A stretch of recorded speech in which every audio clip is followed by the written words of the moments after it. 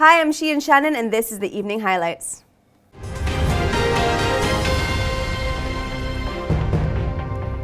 The FBM KLCI fell for a fourth straight day, down 0.8% as emerging equity markets took a battering. This after Paris was shocked by the deadliest terrorist attack in Europe since 2004.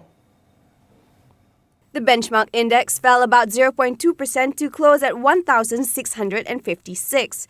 It had nearly fallen to an intraday low of 1,644.3, down 0.9%. According to MIDF's head of research, Zulkifli Hamza, the local market's decline was a knee-jerk reaction, moderated by sustained buying support throughout the day. Going forward, there aren't any major catalysts in sight, and the CI should remain listless in the near term. Across the board, nearly 2 billion shares worth 1.7 billion ringgit were traded. Losers beat gainers by 597 to 347, while 308 counters remain unchanged. Leading the decliners were Dana Infra National, United Plantations and Panasonic Manufacturing Malaysia.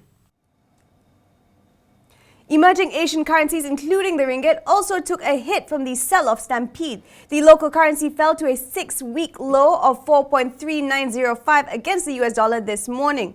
It has since pared its losses, but it's still not going to be smooth sailing for the currency. At last look, the ringgit was at 4.3830 to the dollar.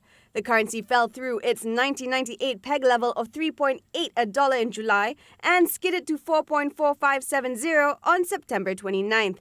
Its 20% tumble this year is the steepest among its emerging market peers after the Brazilian real and Colombian peso. Currency and equity markets were rocked by concerns that deepening geopolitical tension will slow global growth. Not a good thing for Malaysia's export-oriented economy. This comes just days after official data showed that GDP growth expanded the least in 2 years.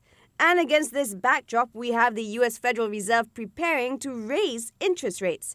This will inevitably lead to outflows from emerging markets. Meanwhile, crude oil prices are hovering near $40 a barrel.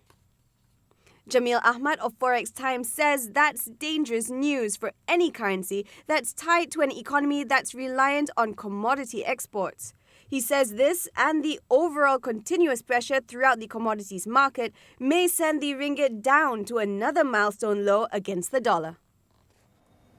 Star Media Group saw its third quarter net profit fall by 31% from a year ago. Earnings were dragged lower by losses from its event, exhibition, interior and thematic businesses. Revenue from its print segment was also weaker due to lower advertising income. According to the group, net profit was down to 23.6 million ringgit from 34.3 million a year ago.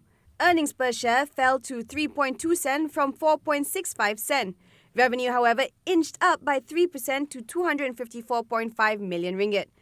For the 9-month period, the group's net profit fell 7% to 83.5 million ringgit, or 11.31 sen per share. Revenue rose marginally by 0.7% to 738 million ringgit. Moving forward, Star Media expects ADEX to remain subdued, but it is cautiously optimistic that it will achieve a satisfactory performance in financial year 15. Users of the East Coast Expressway Phase 2 or LPT2 have been spared from paying toll so far, but that's going to end soon. The Works Ministry is set to sign a concession agreement with a highway operator by year-end. The ministry had previously issued a request for a proposal to manage and maintain the highway. Now it's finalizing the details, including the toll rate and shared distribution. LPT2 links Jabor to Kampung Gemuruh in Kuala Terengganu. It was officially opened in December last year after several delays in construction that started back in July 2004. Plus, Malaysia has been operating the 4.25 billion ringgit highway since April. The Terengganu state government has said that the toll rate is expected to be based on the current rates imposed on LPT1. Parkson Holdings is banking on over 100 brands to bring back the shoppers. This after nearly 2 years into a 100 million ringgit rebranding initiative to lift flagging sales. Parkson saw a 69% drop year-on-year in net profit for the financial year ended June 2015. This was on the back of lower sales in its Malaysia, China, Vietnam and Myanmar operations.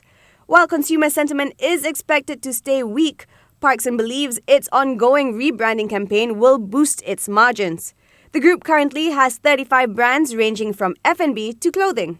Fashion will bring in more Korean brands in the future, but at the moment, because we haven't really got it yet, so we don't want to announce.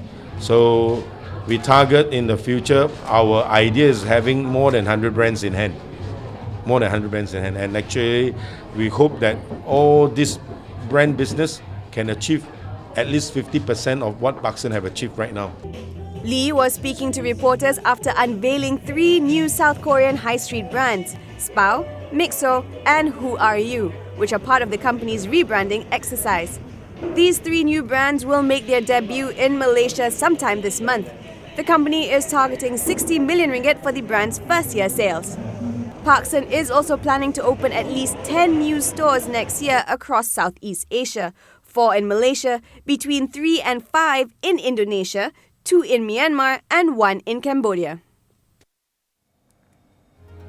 Before we bring the evening highlights to a close, the Defence Ministry has tabled an amendment to the Tabung Angkatan Tentera Act 1973.